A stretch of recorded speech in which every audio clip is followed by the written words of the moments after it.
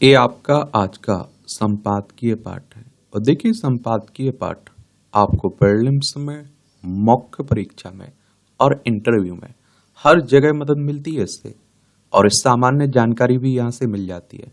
और देखिए, किसी खास टॉपिक पर किसी खास व्यक्ति के अपने ये विचार होते हैं, इन्हें जरूर आप लोग पढ़ा करिएगा।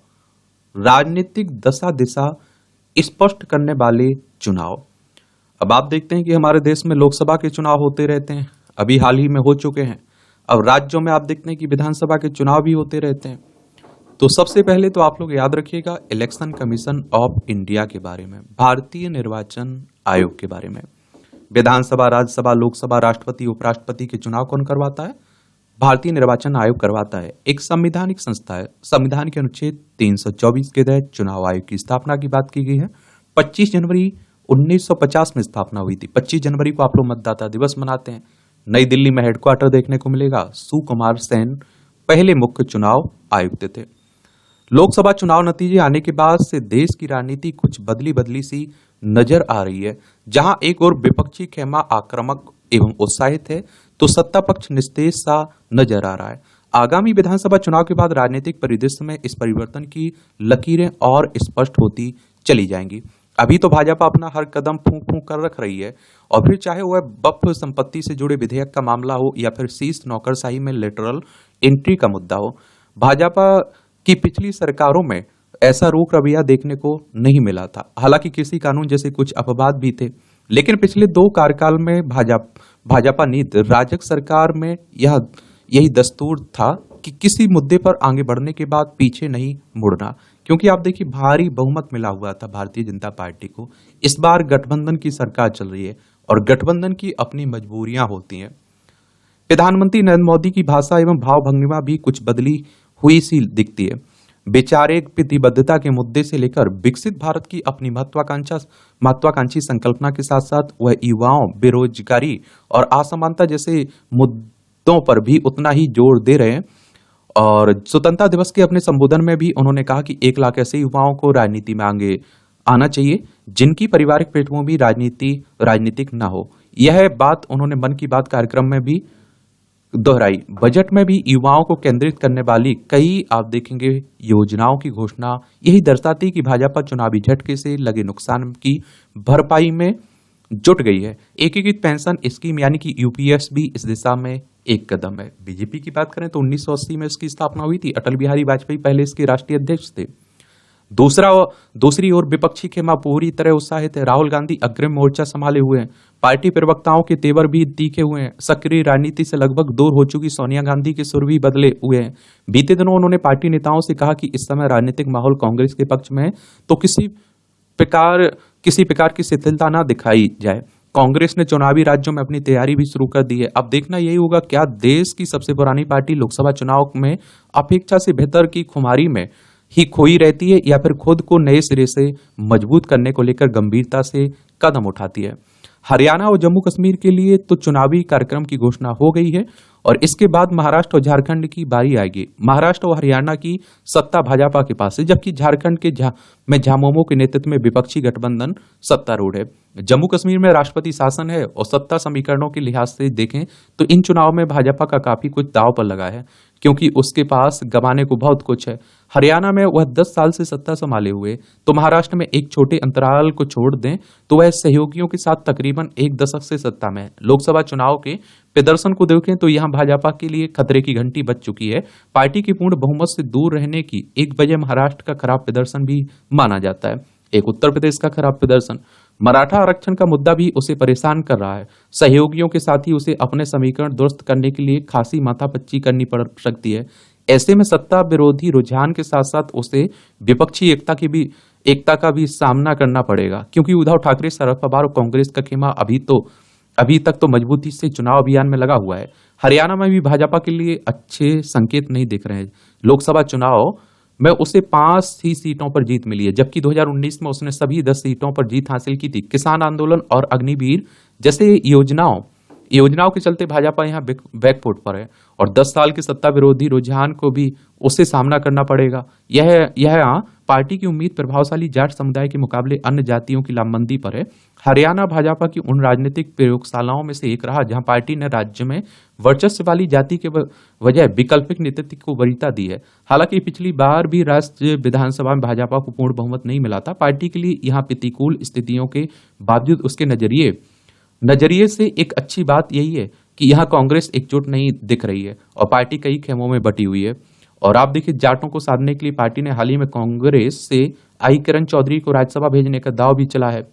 और आप देखिए, सत्ता की संभावना के लिहाज से झारखंड की स्थिति अपेक्षाकृत अलग है। लोकसभा चुनाव में कुछ नुकसान के बावजूद भाजपा यहां हाशिए पर नहीं पहुंची। हालांकि SC/ST सीटों पर पार्टी को नुकसान उठाना पड़ा और इसकी वजह हेमंत सोरेन के जेल जाने से झामुमो को मिली कुछ सहानुभूति भी हो सकती है। और सोरेन अब आप देखते हैं रिहा हो गए हैं और वापस सत्ता की कमान संभाली ली है। हेमंत अपने स्थान पर जिन चंपई सोरेन को मुख्यमंत्री बनाकर गए थे वह अब पार्टी से किनारा करने का मन बना रहे हैं। दूसरी ओर भाजपा अपने सभी कील कांटे दुरुस्त करने में लगी है। पार्टी को उम्मीद है कि झामुमो के विरोध सत्ता विरोधी रुझान का भी उसे लाभ मिलेगा। जम्मू कश्मीर के बारे में अभी कुछ कहना जल्दीबाजी है, लेकिन वहां भाजपा ही कसौटी पर रहेगी, जहां यह देखना होगा कि अनुच्छेद 370 को हटाने और पूर्ण राज्य का दर्जा समाप्त होने के बाद विकसित हुए नए तंत्र को राज्य की जनता ने किस रूप में लिया है। और इन चुनाव से जहां विपक्ष बहुत उम्मीदें लगाए हुए हैं, वहीं आप देखते हैं कि ये भाजपा के लिए अग्नि परीक्षा की तरह होंगे। पार्टी की हार जीत राजग में सहयोगियों के बीच उसकी हैसियत निर्धारित करेगी और पार्टी की अंदरूनी राजनीति के लिए भी ये चुनाव अहम होंगे, क्योंकि इस जनादेश में मोदी शाह की जोड़ी के जादू का असर और पार्टी के भावी अध्यक्ष के चयन में उनकी पसंद भी प्रभावित होगी। कुल मिलाकर इन चुनाव में के जरिए लंबे समय से भाजपा केंद्रित रही देश की राजनीति में अरसे बाद एक समान राजनीतिक धरातल पर सियासी मुकाबले देखने को मिलने वाला है। लेखक, राजनीतिक विश्लेषक, सेंटर फॉर पॉलिसी रिसर्च में फेलो हैं राहुल वर्मा, इनके द्वारा यह आर्टिकल लिखा गया है। एक बात और आपको बता दूं, वो कोई हंसी मजाक में कह रहा था, बोले भैया अब वो क्या रहता है कि कोई भी फैसला बीजेपी को लेना होगा तो नीतीश और चंद्रबाबू नायडू को फोन लगा के पूछना होगा, क्योंकि सबसे बड़े उनके सहयोगी वही हैं। और गठबंधन की हमेशा आप देखते हैं कुछ मजबूरियां रहती हैं। बंगाल में लापता कानून का शासन। कोलकाता के आरजी कर मेडिकल कॉलेज एवं अस्पताल के अंदर एक प्रशिक्षु महिला डॉक्टर के खिलाफ हुई बर्बरता ने समाज के हर वर्ग को उद्वेलित किया है और यह बहुत स्वाभाविक भी है। इसके विपरीत इसमें स्वयं अस्पताल प्रशासन की भूमिका और पुलिस प्रशासन से लेकर बंगाल सरकार के व्यवहार ने लोगों में भय पैदा किया। सत्ता ने से जुड़ा कोई भी पक्ष पीड़िता के न्याय के लिए खड़ा होता नहीं दिखा। अस्पताल से लेकर सत्ता की संपूर्ण कोशिश में न्याय की गुंजाइश खत्म करने तथा न्याय की मांग करने वालों को धौंस धमकी देने की रही है। अस्पताल में करीब 36 घंटे ड्यूटी करने के बाद महिला डॉक्टर वहां सो रही हो, दुष्कर्म के बाद उसकी हत्या कर दी जाए तो अस्पताल प्रशासन की पहली भूमिका क्या होनी चाहिए? साफ है कि पुलिस को तुरंत सूचित करना, मामला दर्ज कराना, परिवार को सही जानकारी देकर उन्हें अस्पताल बुलाना और साथ खड़े रहना। आरोप है कि कॉलेज के तत्कालीन प्रिंसिपल संदीप घोष ने इसके उलट कुछ लोगों के साथ मिलकर इसे आत्महत्या साबित करने और परिवार को काफी समय बाद झूठी जानकारी देने और डॉक्टरों की टीमों को अलग अलग जिम्मेदारी देकर पूरे मामले को खत्म करने का षड्यंत्र किया। डॉक्टर के माता पिता को आज तक नहीं पता कि बेटी की आत्महत्या करने का फोन किसने किया था। अस्पताल में आने के बाद सब देखने के लिए उन्हें 3 घंटे से ज्यादा प्रतीक्षा करनी पड़ी। एक व्यक्ति पेट पर हाथ रखने वाला नहीं हो तो उनकी क्या दशा होगी। बिना प्राथमिकी के पोस्टमार्टम करना और फिर अपनी नियंत्रण में ही शब्द दहन कर देने को मिलाकर देखें तो दुष्कर्म करने वाले से बड़ा अपराधी अस्पताल प्रशासन देखेगा।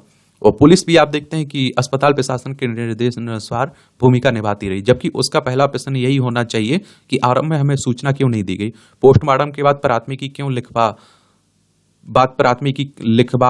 लिखवा रहे हैं। इसके उलट पुलिस विभाग घटना को रफा दफा करने में लगा रहा। स्वयं ममता बनर्जी ने घटना का विरोध करने वालों के विरोध मोर्चाबंदी की। उन्होंने सारी समस्याओं की जड़ राम और वाम यानी भाजपा और वामपंथी दलों को बता दिया। उनके कुछ राज्यसभा सदस्यों ने घटना की आलोचना करते हुए कुछ प्रश्न उठाए तो उन्हें भी सत्ता के दबाव का सामना करना पड़ा। इस तरह पार्टी चारों तरफ डर का माहौल बनाया गया ताकि कोई विरोध करने का साहस ना करे। ममता बनर्जी का सड़क पर उतारना उनके कार्यकर्ताओं, समर्थकों, प्रशासकों के लिए सीधा संदेश था कि विरोध करने वाले बंगाल में उथल पुथल मचाना चाहते हैं, इसलिए उन्हें हर हाल में रोका जाए। करीब 30% मुसलमानों के लिए भी संदेश था कि खतरा तुम पर है। परिणाम स्वरूप शहर से गांव तक उनके लोग सक्रिय होकर ऐसा वातावरण बनाते रहे कि कहीं कोई विरोध प्रदर्शन नहीं हो।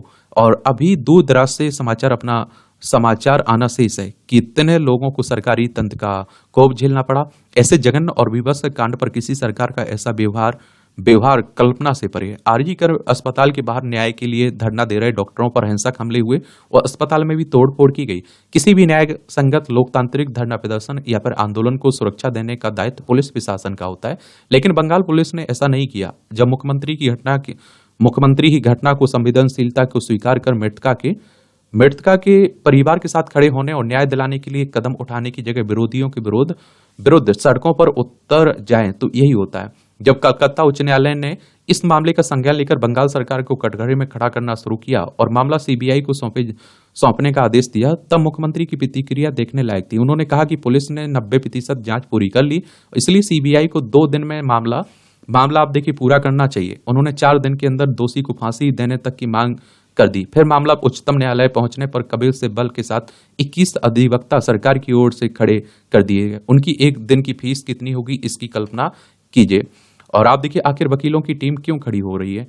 क्या मृतका और पीड़ित परिवार को न्याय दिलाने या फिर सरकार के हर व्यवहार की रक्षा करने के लिए? अगर ममता सरकार का एक शपथ पत्र उच्चतम न्यायालय में डाल देती तो जो कुछ हुआ वह सरकार को स्वीकार नहीं है और न्यायालय जो निर्देश देगा उसका पालन करते हुए सरकार न्याय दिलाने और ऐसी घटनाओं की पुनरावृत्ति न होने के देने के लिए हर संभव कदम उठाएगी, तो वकीलों को इतनी बड़ी फौज खड़ी नहीं करनी पड़ती।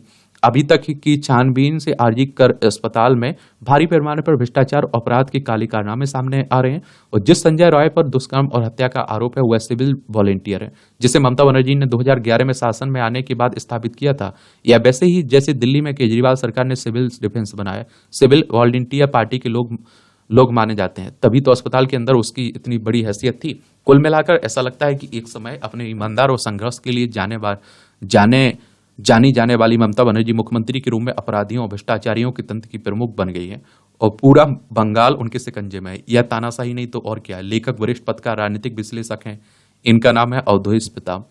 ये इनके विचार हैं। देखिए हम लोग हमेशा कहता हूं आप लोगों से कि इस तरह की घटना नहीं होनी चाहिए। ऐसा नहीं कि एक राज्य से आ रही, हर राज्य से आप देख लीजिए और हर पार्टी में ऐसे आप देखते हैं कि लोग मिल जाते हैं और वो आप देखिए जहां उनकी सत्ता होती है वो चुप रहते हैं। जैसे ममता बनर्जी अपने यहाँ बचाव में रहे कि हमारी सरकार कुछ नहीं है, हम बहुत अच्छे हैं। इसी तरह आप देखिए उत्तर प्रदेश में होती है तो बीजेपी करने लगती है, जब राजस्थान में कांग्रेस की सरकार थी तो वो ऐसा करने लगती थी। मैं इसीलिए तो कह रहा हूं कि एक पे 11 है नेता और इनकी पार्टियां। अब आप देखिए महिला पहलवानों ने धरना प्रदर्शन किया था, क्या हुआ? तो इसलिए मैं कहता हूं कि अपने बच्चों को अच्छी शिक्षा दीजिए, संस्कार दीजिए और अपने बहन की, बेटी की, माँ की इज्जत सम्मान बचा के हमारा आपका रखना कर्तव्य है। और मैं कहता हूं कि हमारी भी बहन है, आपकी भी बहन है, माँ है, बहन है, बीवी होगी, बेटी होगी, तो हमारी आपकी जिम्मेदारी बनती है कहीं भी इस तरह की घटना कुछ होती है हमें आवाज उठाना है। कोई बोले चाहे ना बोले, हमें हर हाल जिंदा रहते तो बातें लिखनी है, बोलना है, सीधी सी बात है। कोई भी पार्टी हो, कुछ भी हो। क्या खोया क्या पाया? लोग जीवन पर्यंत अपने अपने कार्य क्षेत्र में व्यस्त या कहिए कि उलझे हुए रहते हैं। इस बीच उन्हें यह सोचने का समय और विचार नहीं आता है कि अब तक हमने जीवन में क्या खोया और क्या पाया। जब वे पारिवारिक या व्यवसायिक दुनियादारी से मुक्त होते हैं और कभी शांति से बैठकर सूची बनाते हैं, तब पाते हैं कि इतनी भागदौड़ के बाद अंततः हमने सच में जीवन में बहुत कुछ पाया तो काफी कुछ खोया भी। विशेष रूप से मध्य वर्गीय परिवार तो बहुत कुछ पाने की आस में जीवन भर आर्थिक जोड़ घटाव में ही फंसा रहता है। और मनुष्य वास्तव में आप देखते हैं कि मैं माने या ना माने तनिक स्वार्थी तो होता ही है। दूसरों की सफलता में कितने सच्चे मन से खुश हो पाते हैं तथा कितने आशीर्वाद देकर धनी हो पाते हैं। ऐसे समय में ही अपने पराये का मोल पता चलता है। हर कोई अधिक और अधिक पाना चाहता है, पर पाएगा तो उतना ही जितना उसकी झोली में समाएगा। और इस और की प्रक्रिया में हम बहुत कुछ खोते जाते हैं। वंचितों की सहायता कर उनके चेहरों पर क्षणिक दीप्ति में हमें संतुष्टि भर देती है। और आप देखिए यही ईश्वर की अर्चना है। और भारत की अवधारणा वसुधैव कुटुंबकम की है।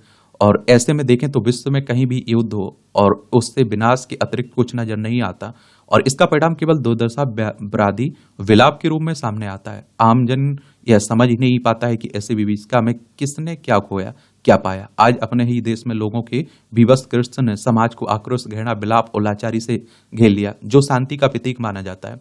इसे खोकर और किसने क्या पाया, वहीं कोई बिना संघर्ष सब कुछ पा जाता है और कोई समझौता करने में ही कितना कुछ खोता जाता है। इस स्थिति में सुखी रहने के लिए सब कुछ जाने दो का मंत्र ही एकमात्र साधन है।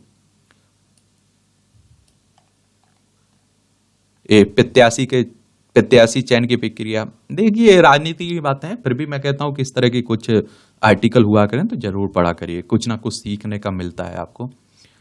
जम्मू कश्मीर में 10 वर्ष बाद होने जा रहे विधानसभा चुनाव के लिए भाजपा को अपने प्रत्याशियों की सूची जारी कर उसे जिस तरह वापस लेना पड़ा, उससे उसकी फजीहत तो हुई हुई है, अनुशासित दल की उसकी छवि को धक्का भी लगा है।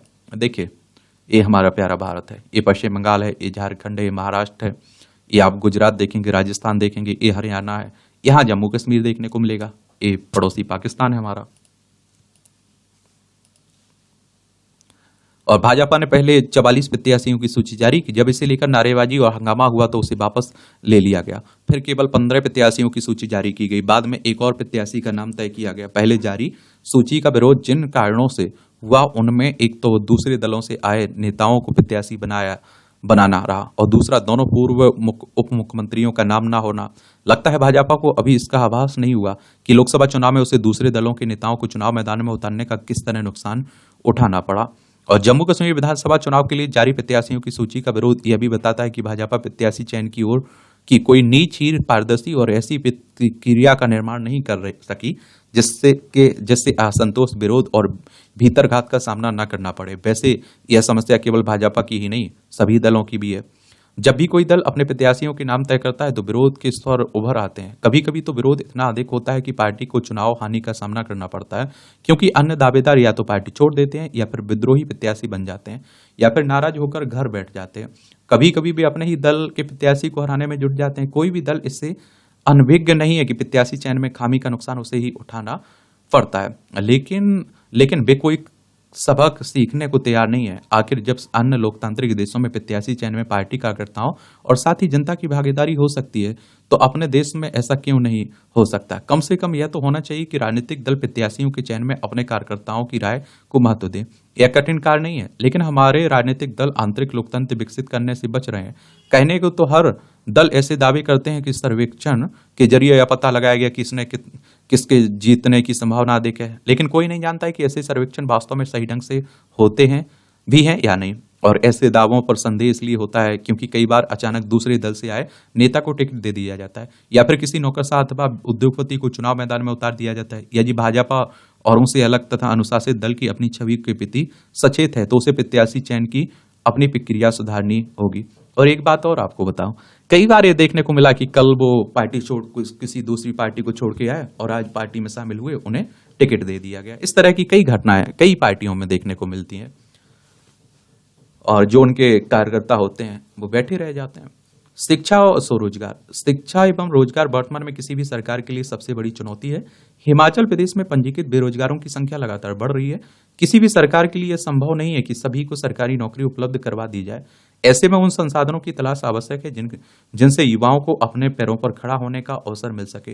मुख्यमंत्री सुखविंदर सिंह सुक्खू की अध्यक्षता में हुई प्रदेश मंत्रिमंडल की बैठक में राजीव गांधी स्वरोजगार स्टार्टअप योजना 2023 को शुरू करने की स्वीकृति दी गई।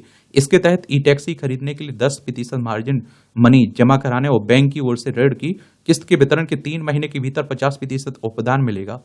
और इन ई टैक्सी को सरकारी विभागों और सार्वजनिक उपक्रमों में 25,000 रुपये मासिक किराया लगाया जाएगा। और मुख्यमंत्री की बजट में की गई घोषणा को धरातल पर उतारने से स्वरोजगार के अवसर मिलेंगे, वहीं पर्यावरण संरक्षण भी होगा। और इसी तरह मंत्रिमंडल ने मुख्यमंत्री सुख शिक्षा योजना लागू करने की भी स्वीकृति दी है। और आप देखते हैं कि जिसके तहत 3 लाख विधवाओं, तलाकशुदा, निराश्रित महिलाओं और दिव्यांग अभिभावकों के बच्चों के पालन पोषण शिक्षा के लिए सरकार सहयोग करेगी। पात्र बच्चों को 18 वर्ष की आयु तक शिक्षा, स्वास्थ्य और पोषण संबंधी आवश्यकताओं की पूर्ति के लिए प्रतिमाह 1,000 रुपये का अनुदान दिया जाएगा। निश्चित तौर पर इस योजना से इन वर्गों के बच्चों को पढ़ाई के लिए किसी तरह की परेशानी से नहीं जूझना पड़ेगा। मंत्रिमंडल ने कई निर्णय लोगों की सुविधा को देखते हुए लिए हैं। या आप देखिए, हिमाचल प्रदेश शिमला इसकी राजधानी है, दूसरी धर्मशाला है। इसकी अंतर्राष्ट्रीय सीमा चाइना से लगती है। राज्यों में लद्दाख, जम्मू कश्मीर, पंजाब, हरियाणा, उत्तर प्रदेश, उत्तराखंड से लगती है। सेहत बिगाड़ता जलवायु परिवर्तन। और देखिए, जलवायु परिवर्तन का प्रभाव हर जगह पड़ रहा है, हर किसी पर पड़ रहा है। जलवायु परिवर्तन आज न केवल पर्यावरण को प्रभावित कर रहा है बल्कि हमारे मानसिक स्वास्थ्य पर भी गहरा असर डाल रहा है। देखिए, जलवायु परिवर्तन को प्रभावित करने वाले कौन से कारण हैं, किस वजह से जलवायु परिवर्तन हो रहा है और इसके दुष्परिणाम क्या हैं, चिंताएं क्या हैं, उन पर आप लोग लिख लिया करिएगा। क्या समाधान हो सकता है, उन पॉइंटों को ध्यान रखना है आपको। और बल्कि हमारे आप देखते हैं कि ग्रीन हाउस गैसों में वृद्धि के साथ होने वाले वायु प्रदूषण और उच्च तापमान, स्ट्रोक और मनोभ्रंश जैसी तंत्रिका संबंधी और मानसिक समस्याओं के जोखिम को काफी हद तक बढ़ा देते हैं। हाल ही में विश्व स्वास्थ्य संगठन ने विभिन्न देशों से इस जोखिम से निपटने के लिए मानसिक स्वास्थ्य प्रणालियों और सेवाओं को मजबूत करने का आह्वान किया। जलवायु परिवर्तन पर संयुक्त राष्ट्र के अंतर सरकारी पैनल आईपीसीसी की हालिया रिपोर्ट भी दर्शाती है कि जलवायु परिवर्तन के बढ़ते प्रभाव से भावनात्मक संकट, चिंता, अवसाद, विषाद और आत्मघाती प्रवृत्तियां उत्पन्न हो रही हैं। देखिए, अगर हम लोग विश्व स्वास्थ्य संगठन की बात करें तो WHO की बात हो रही है, वर्ल्ड हेल्थ ऑर्गेनाइजेशन।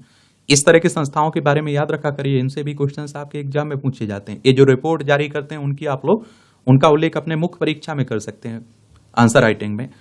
तो 7 अप्रैल 1948 में इसकी स्थापना हुई थी। जेनेवा स्विट्जरलैंड में हेडक्वार्टर देखने को मिलेगा WHO का। 7 अप्रैल को आप लोग विश्व स्वास्थ्य दिवस मनाते हैं। और संयुक्त राष्ट्र की स्थापना 24 अक्टूबर 1945 में हुई थी। न्यूयॉर्क USA में इसका हेडक्वार्टर देखने को मिलेगा।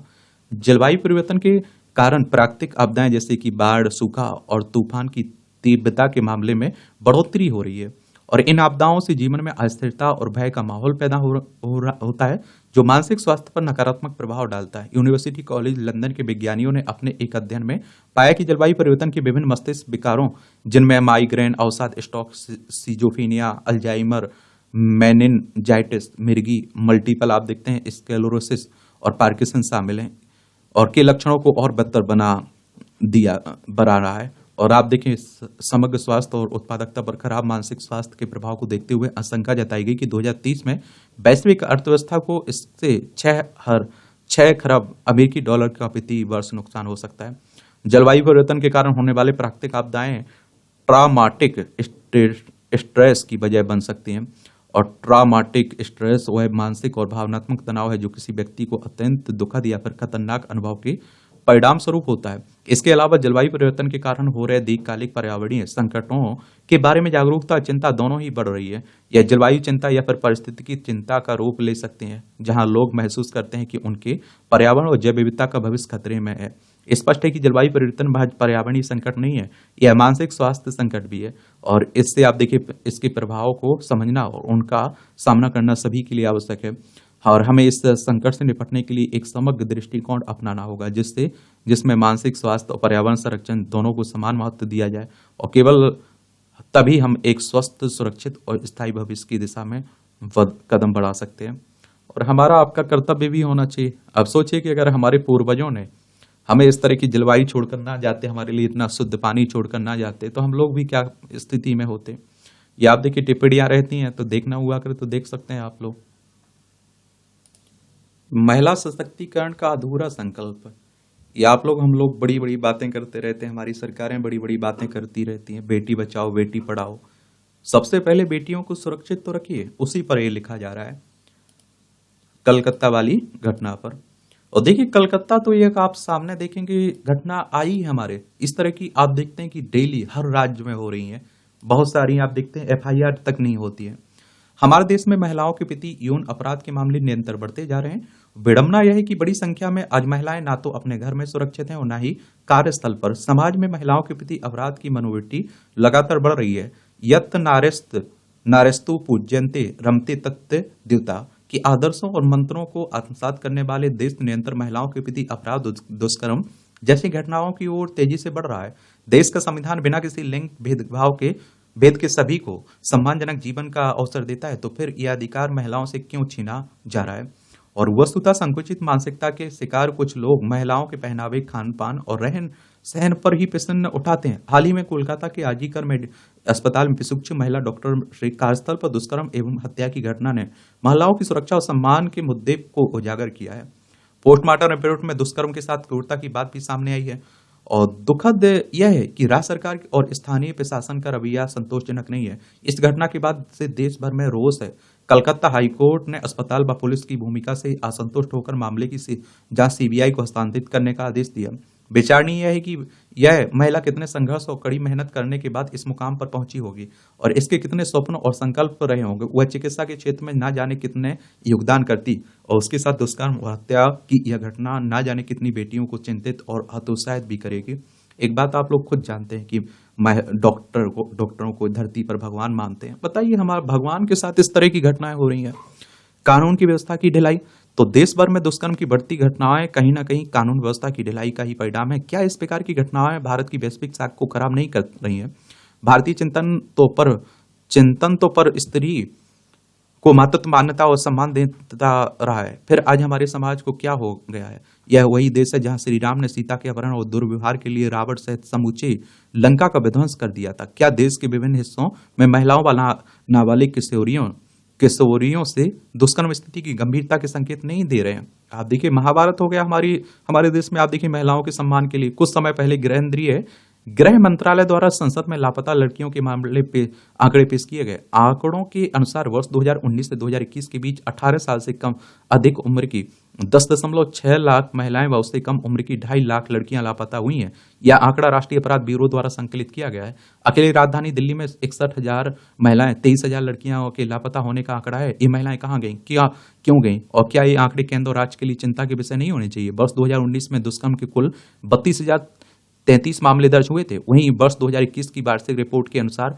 यह संख्या 31,067 है, 667। पीड़िता के अधिकारों की चिंता, तो ह्यूमन राइट्स वॉच नामक संस्था ने एक सैंपल सर्वे के आधार पर यह बताया कि भारतवर्ष में हर साल लगभग 7,200 नाबालिग दुष्कर्म के शिकार होती हैं। साथ ही उन्हें पुलिस से दुर्व्यवहार और अपमान भी सहना पड़ता है। कई बार तो आप देखते हैं कि वो FIR लिखवाने जाते हैं, वहीं उनके साथ रक्षक ही भक्षक बन जाता है।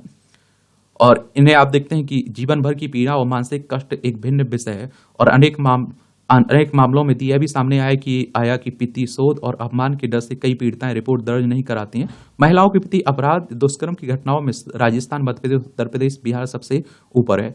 आप देखिए, किसी के साथ इस तरह की घटना हो जाती है तो आप देखिए समाज में उसे किस नजरिए से देखा जाता है। ये भी बड़ा कारण है कि वो खुलकर समाज में आ भी नहीं पाते हैं, FIR भी नहीं करवाते हैं कई लोग तो। और महिला, आप देखें, अनेक मामले सामने आया और आप देखेंगे प्रतिशोध अपमान के डर से ये महिलाओं के प्रति अपराध दुष्कर्म की घटनाओं में राजस्थान, जो आपको बताया, घरेलू हिंसा, दहेज, बाल विवाह, लव जिहाद जैसे अनेक मामले में भी महिलाएं असुरक्षित होने के साथ साथ उत्पीड़न झेलती हैं। और आप देखेंगे, चिंता का विषय यह भी है कि देश की विधानसभा और संसद में बैठे अनेक नेता भी महिला उत्पीड़न के दोषी हैं। हमारे नेताओं पर भी आप देखिए गंभीर मामले दर्ज हैं और वो नेता बने बैठे हैं। एक रिपोर्ट के अनुसार देश में 134 सांसद विधायकों के विरुद्ध महिला अपराध के मामले दर्ज हैं। इनमें से 21 सांसद और 113 विधायक हैं। इनमें से 4 सांसद और 14 विधायक दुष्कर्म के आरोपों का सामना कर रहे हैं। अब सोचिए, ऐसा कोई कानून बनाएंगे जिससे आप देखते हैं कि फास्ट ट्रैक कोर्ट के जरिए जल्दी सजा मिले और कड़ी सजा मिले, बहुत ऐसी सजा मिले कि किसी की सोचता भी है ना तो उसकी रूह कांप जाए। ये कभी नहीं चाहेंगे विधायक ना सांसद। तो क्या यह स्थिति चिंताजनक नहीं कि दुष्कर्म, क्रूरता से हत्या जैसे मामलों में अपराधी को तत्काल फांसी क्यों नहीं होनी चाहिए? यदि माननीय न्यायालय दुष्कर्म या अपराधियों के अधिकारों की चिंता करता है तो फिर दुष्कर्म पीड़िता अथवा जिसकी हत्या की गई उसके जीवन और अधिकारों की रक्षा कौन करेगा? भारतीय दंड संहिता में यौन अपराधों के खिलाफ रोकथाम के प्रावधान है। आपराधिक कानून संशोधन अधिनियम 2013 और फिर यौन अपराधों की रोकथाम हेतु आपराधिक कानून संशोधन अधिनियम 2018 इस दिशा में उठाए गए आप देखते हैं कदम है। अधिनियम 2018 महिलाओं के प्रति यौन अपराधों की रोकथाम हेतु समयबद्ध जांच, शीघ्र, त्वरित न्याय पर आधारित है, जिसमें 12 वर्ष से कम उम्र की लड़कियों के साथ दुष्कर्म के लिए मृत्युदंड सहित कठोर दंडात्मक प्रावधान की बात कही गई। और इस अधिनियम में मामले की जांच और सुनवाई 2 महीने में पूरा करने का आदेश दिया गया, क्योंकि हमारे देश में आप देखते हैं कि न्याय प्रक्रिया बड़ी लंबी चलती है। ये भी एक बड़ा कारण है। लेकिन व्यवहार में स्थिति भिन्न दिखाई देती है। अनेक मामले पीड़िता भटकती रहती है, लेकिन पुलिस राजनीतिक दबाव, बाहुबलियों के रसूख अथवा धन बल में आकर मामला दर्ज नहीं करती। कई बार पीड़िता की आर्थिक स्थिति खराब होने से वह उत्पीड़न को सहकर भी चुप रहती है। अनेक बार यदि मामला दर्ज भी हो गया तो न्यायिक प्रक्रिया इतनी लंबी हो जाती है कि अपराधी सहज ही छूट जाता है। और आज देखते हैं कि आज हमारा देश विकसित भारत का संकल्प लेकर आगे बढ़ रहा है। देश की अनेक बेटियां भिन्न भिन्न क्षेत्रों में राष्ट्रीय और वैश्विक फलक पर कीर्तिमान स्थापित कर रही हैं। और तब यह आवश्यक है कि आधी आबादी की सुरक्षा एवं सम्मान हेतु कठोर निर्णय लिए जाएं। दोषियों को कड़े दंड के प्रावधान हो, राक्षसीकृत करने वालों को तत्काल फांसी दी जाए।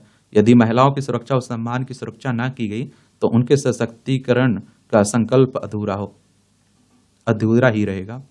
ये महिला सुरक्षा पर जोर देने की आवश्यकता, तो जब बेटियों और महिलाओं की इज्जत को भी राजनीतिक रोटियां सेकने का माध्यम बना दिया जाए तो इससे शर्मनाक और क्या हो सकता है।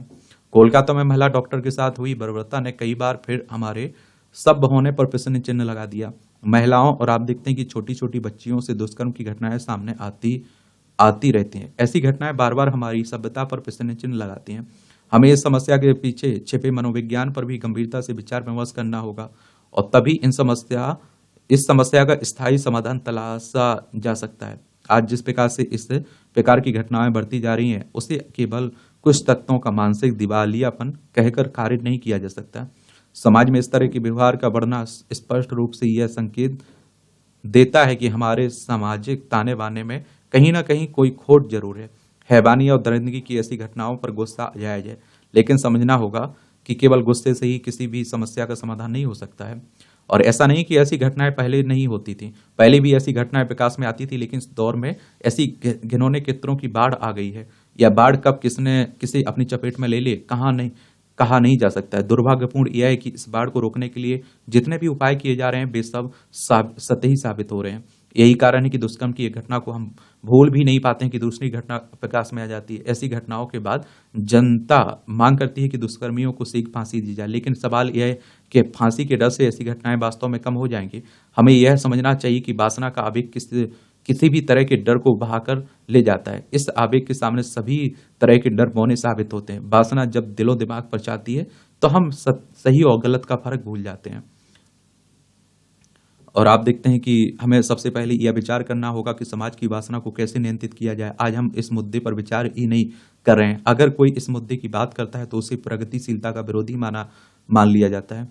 और आप देखिए, दुर्भाग्यपूर्ण यह है कि आज कुछ बाजारवादी शक्तियां समाज की वासना को जानबूझकर भड़काने का प्रयास कर रही हैं।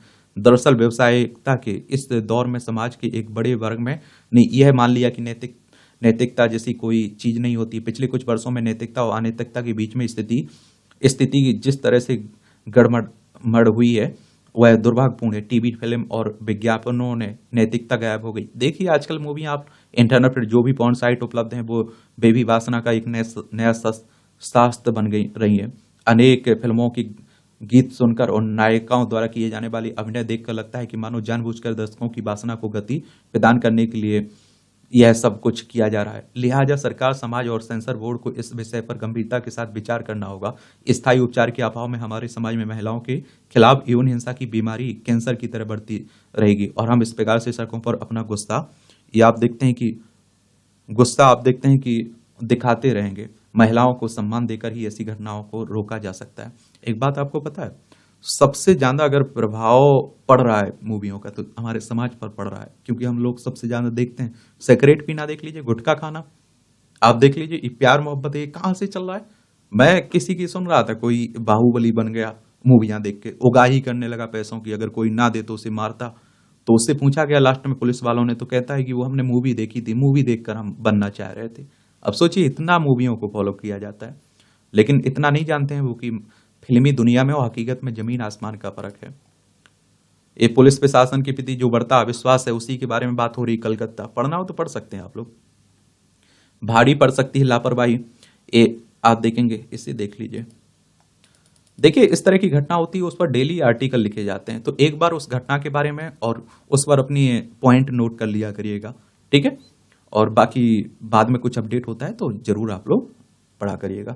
वर्तमान में हमारे जीवन को अधिकांश गतिविधियां प्लास्टिक से बनी सामग्रियां या उसकी सह उत्पाद पर निर्भर हो चुकी हैं। प्लास्टिक से बने सामान और उनके उपकरण के बिना मानव जीवन की परिकल्पना आज मुश्किल लगती है। हमारे दैनिक जीवन में उपयोग होने वाले लगभग सभी वस्तुओं का निर्माण औद्योगिक कारखानों या लघु उद्यम में इतनी तेजी से हो रहा है कि उसके उपयोग से हमारे स्वास्थ्य पर क्या दुष्प्रभाव हो रहा है, इस बारे में हम लापरवाह हो चुके हैं।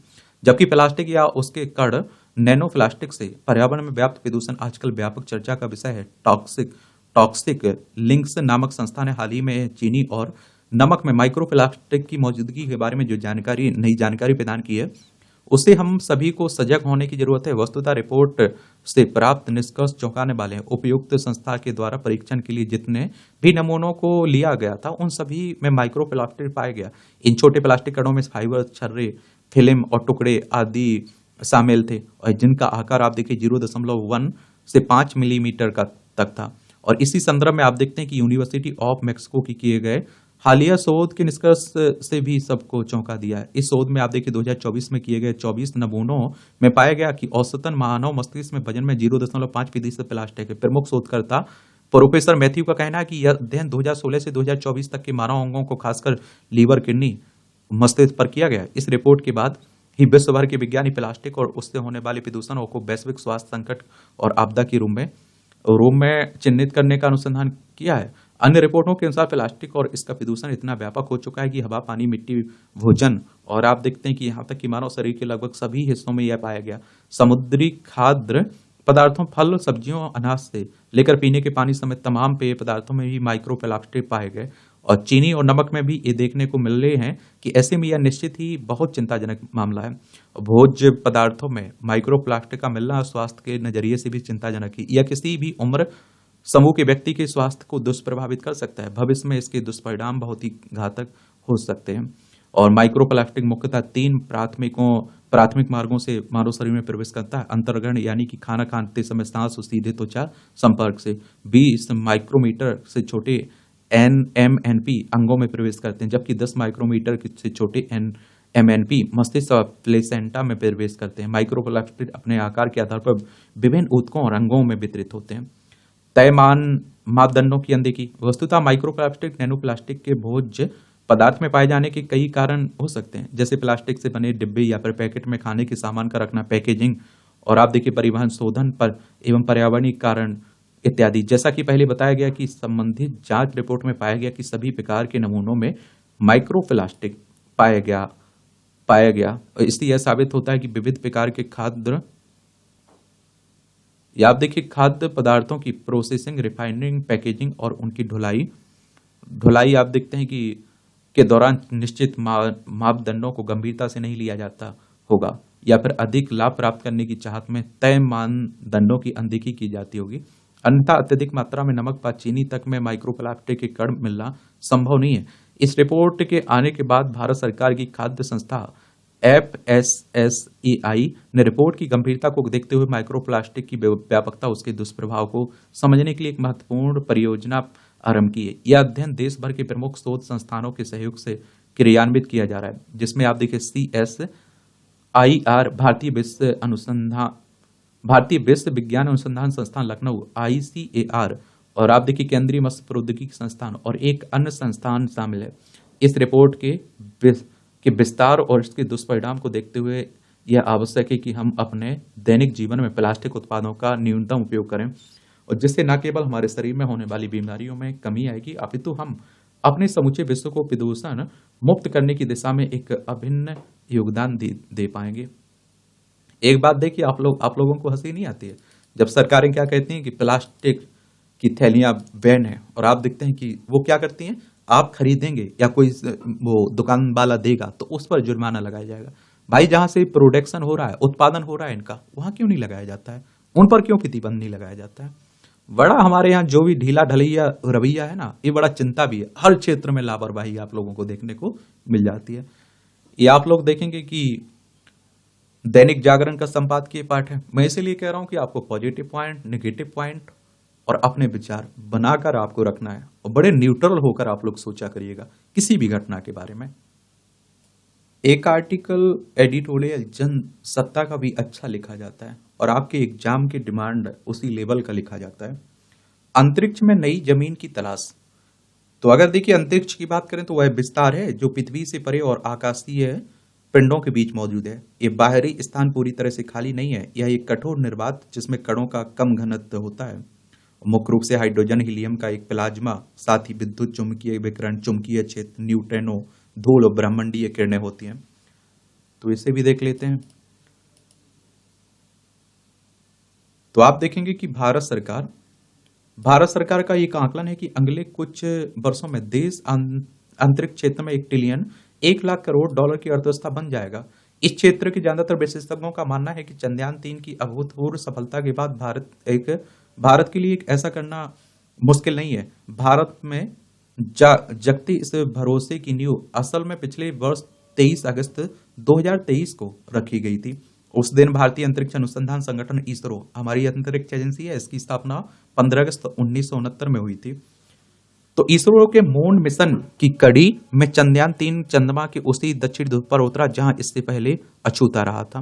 और इस सफलता में एक और अहम चीज जुड़ी थी कि चंद्रयान-3 ने चांद पर सॉफ्ट लैंडिंग की थी, और जो इससे पहले सिर्फ 3 देशों रूस, अमेरिका और चीन के खाते में दर्ज थी। इस अहम पड़ाव पर पहुंचने के महत्व को दर्शाने के लिए इस वर्ष भारत ने प्रथम राष्ट्रीय अंतरिक्ष दिवस भी का आयोजन किया है। इसरो ने कहा है कि अब उसका ध्यान चंद्रयान-4 और चंद्रयान-5 के पिछेपन पर है। इससे इस रूप में भी देखा जाना चाहिए कि चंद्रयान, मंगलयान, भावी गगनयान जैसी परियोजनाएं देश को आर्थिक महाशक्ति के रूप में स्थापित करेंगी, और इस क्षेत्र में मिलने वाली हर कामयाबी देश की युवा पीढ़ी को अंतरिक्ष अनुसंधान के प्रति प्रोत्साहित करेगी और वे इसे एक सम्मानजनक पेशे के तौर पर अपनाने के लिए प्रेरित होंगे। मगर मामला सिर्फ यहीं तक सीमित नहीं है। चंद्रयान की सफलता भारत को लूनर जियो पॉलिटिक्स, चंद भू राजनीतिक परिदृश्य के एक बड़े खिलाड़ी के रूप में स्थापित कर रही है। भारत बेहद सस्ती दरों पर रॉकेट अंतरिक्ष यानों के प्रक्षेपण के बाजार में खुद को एक बड़े खिलाड़ी के रूप में पेश कर रहा है। साथ ही वह अंतरिक्ष खनन की उन संभावनाओं को साकार करने की दिशा में बढ़ सकता है जहां पृथ्वी पर कम पड़ते संसाधनों की भरपाई के लिए चंद्रमा और क्षुद्र ग्रहों से खनिजों की ढुलाई कर भारी मुद्रा अर्जित कर सकते हैं। अब आप देखिए, सोना हो चांदी हो, हमारे यहाँ खुदती है, एक समय के बाद खत्म हो जाएगा। तो आप सोचिए, दूसरे ग्रह हैं जो क्षुद्र ग्रह हैं, वहां से खोदने की, वहां से निकालने की बातें हो रही हैं। और आप देखिए, जो हमारी सैटेलाइट छोड़े जाते हैं, आजकल आपने देखा होगा आपके फोन की स्क्रीन पर आ जाता है कि आज आपके शहर का मौसम क्या होने वाला है, बरसात होने वाली है। बड़ी आजकल सटीक भविष्यवाणी हो रही है। तो ये भी तो आप देखते हैं कि सैटेलाइट का कमाल है, और इससे क्या रहता है कि आप लोग चौकन्ने हो जाते हैं, आप लोग संभाल लेते हैं अपने आप को एक तरह से। भारत के बाद यह कामयाबी चीन के खाते में दर्ज हुई है, जब जून 2024 में उसका यान प्रोब चांगई 6 चंद्रमा के दक्षिणी ध्रुव पर स्थित बेसिन एटकेन में उतरा, और चंद्रमा का यह हिस्सा पृथ्वी से नजर नहीं आता है। निश्चित ही भारत और चीन अंतरिक्ष में आज जिस तरह जगह पर हैं, उससे इस क्षेत्र में पश्चिमी दबदबे को ठोस चुनौती मिली है। और इससे भी बड़ी बात यह है कि भारतीय अंतरिक्ष अनुसंधान संगठन ने बेहद कम खर्च में जिस प्रकार अपने अंतरिक्ष कार्यक्रमों का संचालन किया है, उससे दुनिया बेहद प्रभावित है। यानी जितने खर्च में पश्चिमी देश कोई फिल्म बनाते रहे, उससे कम खर्च में भारतीय अंतरिक्ष अनुसंधान के अपने कार्यक्रमों को चला रहा है। भारत की मार्स मिशन, मंगलयान, फिर चंद्रयान-1 और चंद्रयान-3 की कामयाबी ने वह रास्ता दुनिया को दिखाया कि इरादे पक्के हों तो आर्थिक मजबूरियां भी आखिर में घुटने टेक देती हैं। और आज अगर इसरो सूर्य के अध्ययन, चंद्रमा के खनिजों के दोहन और अंतरिक्ष में इंसानों को पहुंचाने वाले गगनयान जैसे कार्यक्रमों के संचालन का दम भरता है, तो कोई उसकी क्षमताओं पर सवाल नहीं उठाता है। मैं भी आप लोगों से कहता हूं ना, जो आपके पास है उसी में आप बेहतर क्या कर सकते हैं, उस पर फोकस करिए आप। मैं कहता हूं कि नहीं कहता हूं आपसे। और बहुत सारे लोग कहते हैं दिल्ली नहीं जा सकते हैं। भैया, आजकल ऑनलाइन सब कुछ हो गया है। आप अगर अपने आप में क्षमता है ना, आप थोड़ी मेहनत कर सकते हैं ना, अच्छे से, ईमानदारी से, तो सब कुछ पॉसिबल है। जो आपके पास है उसी में आप अपनी लड़ाई लड़ सकते हैं, बहुत अच्छा कर भी सकते हैं। मानवता के इतिहास में यह पहली बार है कि भारत और चीन जैसे देश चंद्रमा के जटिल हिस्से में अपनी उपस्थिति दर्ज करा रहे हैं। इसरो की माने तो चांद का दक्षिणी ध्रुव कई मायनों में भावी चंद्र मिशनों के द्वार आप देखते हैं कि खोलने वाला साबित होगा। इसकी कई वजह हैं। पहले तो यह है कि हमेशा छाया में रहने वाले इस हिस्से के बेहद ठंडे क्रेटर्स, गड्ढों में जमी हुई बर्फ के भंडार हो सकते हैं, और जो पानी के बड़े स्रोत होंगे। यहाँ जीवाश्मों का खजाना मिल सकता है। यहाँ हीलियम-3 जैसा बहुमूल्य खनिज मिलने की भी उम्मीद जताई जा रही है। और आप देखते हैं 1 टन हीलियम की मौजूदा कीमत करीब $5 अरब हो सकती है। और अंदाजा है कि चंद्रमा से 2.5 लाख टन हीलियम-3 पृथ्वी तक ढोकर लाया जा सकता है। यह ऐसी अकूत संपदा होगी जिसकी कीमत करीब कई लाख करोड़ डॉलर मानी जा रही है। इसरो ने दक्षिणी ध्रुव की चट्टानों में लोहे के अलावा मैग्नीशियम, कैल्शियम आदि की मौजूदगी का अंदाजा लगाया है, और यह खोजबीन बिना वहां रोवर उतारे मुमकिन नहीं है। इसकी शुरुआत पहले चंद्रयान-3 और फिर चीनी यान के रोवरों ने कर दी। अगर चांद पर यह खनिज मिले, वहां भरपूर पानी मिला, तो न सिर्फ चंद्रमा पर इंसानी बस्तियां बसाने की संभावना को एक ठोस आधार मिल जाएगा, बल्कि इससे चांद ही नहीं आप देखेंगे, बल्कि पृथ्वी के निर्माण में नए रास्तों का खुलासा हो सकता है। और आप देखते हैं कि हालांकि ज्यादा बड़ा फायदा यह हो सकता है कि भविष्य में मंगल आदि ग्रह पर भेजे जाने वाले अंतरिक्ष अभियानों के लिए संसाधन मुहैया कराने और पड़ाव के रूप में चंद्रमा का इस्तेमाल हो सकता है। अमेरिका, रूस, जापान और यूरोपीय संघ की चंद्रमा के प्रति दिलचस्पी बढ़ने की एक बड़ी वजह यह भी है कि आगे चलकर चंद्रमा को दुर्लभ अंतरिक्षीय सूचनाओं के केंद्र के रूप में विकसित किया जाने वाला है। यानी हमें ब्रह्मांड के जन्म से लेकर उसके और आगे बढ़ने से जुड़ी वे सारी सूचनाएं मिल सकेंगी जो शायद इस पूरी ये आप देखिए कयामत में के रहस्य खोल देंगे। और आप देखते हैं कि 22 अक्टूबर 2008 को श्रीहरिकोटा के सतीश धवन अंतरिक्ष केंद्र से अंतरिक्ष में भेजा गया चंद्रयान 1 मिशन करीब 1 साल अक्टूबर 2008 से सितंबर 2009 तक है संचालित किया गया था। 312 दिन की अवधि में इससे चंद्रमा पर पानी के पहले निशान देखने का सौभाग्य भारत को मिला था। चंद्रमा की सतह से करीब 100 किलोमीटर ऊपर चांद के तकरीबन हर हिस्से के ऊपर से गुजरे चंद्रयान 1 ने पता लगाया था कि चंद्रमा के ध्रुवीय इलाकों में पानी की भारी मात्रा बर्फ की शक्ल में मौजूद हो सकती है। यहाँ बाकी पानी ही है और इसकी पुष्टि तब हुई थी जब चंद्रयान 1 के साथ भेजे गए अमेरिका के मून मिनरोलॉजी मैपर M3 ने वहां से एकत्रित डेटा का विस्तृत अध्ययन किया। नासा का यह अध्ययन PNAS जर्नल में प्रकाशित हुआ था। यह अध्ययन चांद की ऊपरी पतली परत में हाइड्रोजन और ऑक्सीजन की मौजूदगी और उनके रासायनिक संबंधों पर केंद्रित रहा और इससे ये पहले चांद से धरती पर लाए गए नमूनों की जांच करने वाले शोधकर्ता लगभग 40 वर्षों में इतना ही कह पाए थे कि चांद पर कभी कुछ पानी जरूर रहा होगा, मगर इसे साबित करने के लिए उनके पास बहुत कुछ नहीं था। अब यह बात बेखटके कह सकते हैं कि चंद्रयान की बदौलत भारत इसरो ने तकनीक का एक अहम पड़ाव पार कर लिया है और जिस तरह चंद्रयान 1 ने चांद पर पानी की तस्दीक कर भारत के खाते में एक महत्वपूर्ण उपलब्धि डाली थी, उसी तरह चंद्रयान 3 ने भी कामयाबी की नई इबारत लिखी है। अब भारत जिस तरह गगनयान से भारतीय यात्रियों को अंतरिक्ष में भेजने की योजना पर काम कर रहा है, उससे हमारा देश अंतरिक्ष में एक बड़ी शक्ति के रूप में उभर कर सामने आएगा। चलिए, तो इस तरह से आप देखेंगे आज के संपादकीय पाठ की क्या होती है, कहानी खत्म होती है। आप लोग पढ़ते रहिए, एंजॉय करते रहिए। आपका कोई सवाल हो, मेरे लिए सुझाव हो, तो आप लोग जरूर बताया करिएगा। ईमानदारी से मेहनत करिए, आप लोग अच्छे से पढ़िए। धन्यवाद।